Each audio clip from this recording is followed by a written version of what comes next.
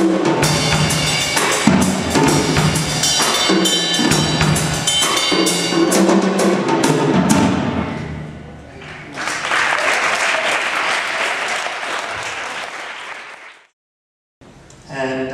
I'm going to talk a little bit about a few of the places that had some great significance and were very important in the development of all or most of the music that we hear today.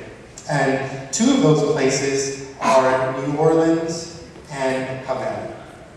So when Europeans first came into contact with African drumming, it was like nothing they had ever heard before. These were people that were listening to Beethoven and the music of violins, and often soft violins and symphony orchestras. And symphony orchestras also had drumming in them, but it was very basic drumming. A few hits here and there, or a few splashes of a cymbal.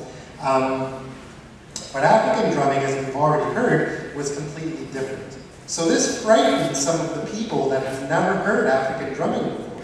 It was sort of scary music to them. They didn't understand it.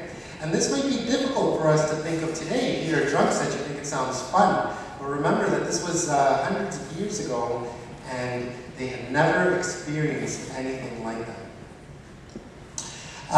So as a result of the frightening aspect of the drumming, drumming was often banned in many parts of the United States, and drums could not be used at all. Thankfully, in some parts of the United States, like Louisiana and New Orleans, which I've already mentioned, there was time set aside for the drumming, and often Africans were allowed to drum on Sundays, which was very good.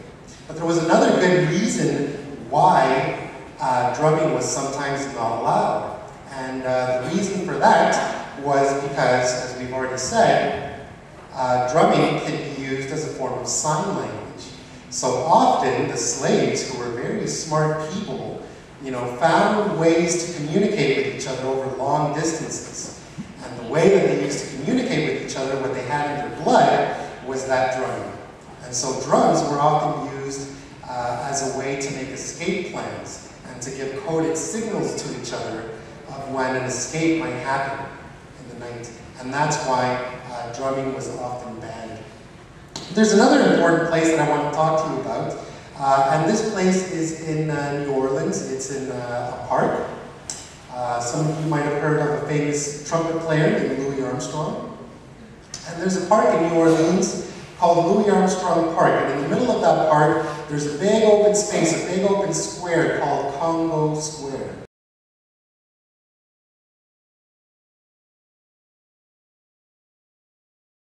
Now, Africans were allowed to gather here at Congo Square on Sundays, and they were allowed to sing, dance, and more importantly, most importantly than anything, to drum, and to be free to practice their religion as well. So Congo Square became a place where many people, dozens of Africans, would come together, and they would sing and clap, and they would stomp their feet, and they would use their drums, and they would eventually start using banjos and string instruments, and it became quite a spectacle for many people because, as I mentioned already, drumming wasn't always allowed in many of the states. So when there was a visitor passing through Louisiana, passing through the south there, when they got to New Orleans, eventually this became a big spectacle.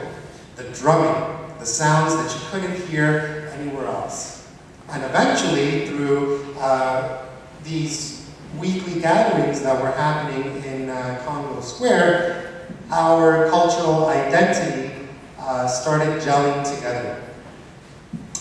Eventually, slaves were allowed to be free. European influences also came into the music, and the African drumming was married to the European harmony. And you already know what harmony is because we talked about that earlier. It's that depth of music. It's more than one note at a time. So I hope you were paying attention to that, because I know, I believe you have a Friday quiz, is that correct, every Friday? And some of this information, like Congo Square, might be very important for your Friday quiz. Our band recently recorded an album, and we're going to be leaving a few copies here at the school to enjoy. But the winner of the Friday quiz is going to get a copy of the CD as well, so pay attention.